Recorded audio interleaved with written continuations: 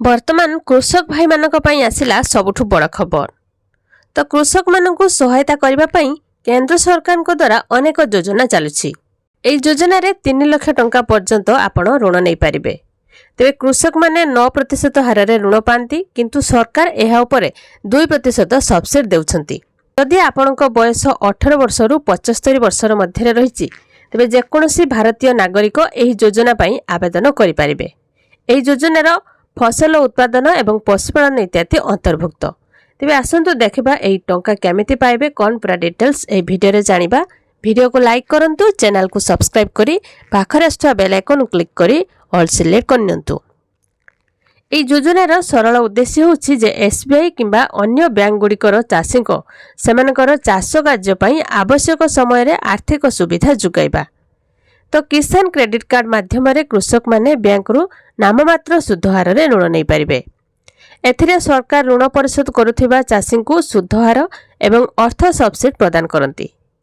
एहार प्रकृत सुविधा होछि जे कृषक तांको आवश्यकता अनुसार ऋण नै पारिबे।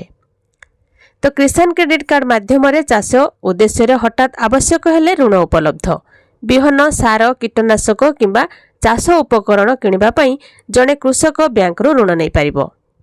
ए क्रेडिट कार्ड माध्यम रे चाषी को कोनोसी ग्यारंटी बिना 1.5 लाख टंका ऋण दिया जाउछि। एहा माध्यम रे आपण 5 वर्ष पई 3 लाख टंका पर्यंत ऋण नै पारिबे। आपण माने किसान क्रेडिट कार्ड करछन्ती कि नाही निहाती कमेंट करके कहिबे। देशर किसान क्रेडिट कार्ड अकाउंट संख्या प्राय 8 कोटी अटे।